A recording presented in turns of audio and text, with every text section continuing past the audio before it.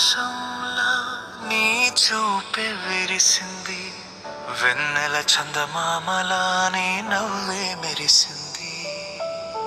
పూల వాసన నిండిన ఊసులేని మాటలు, ప్రకృతి రాసిన కవితవే నీవే నా ప్రాణము.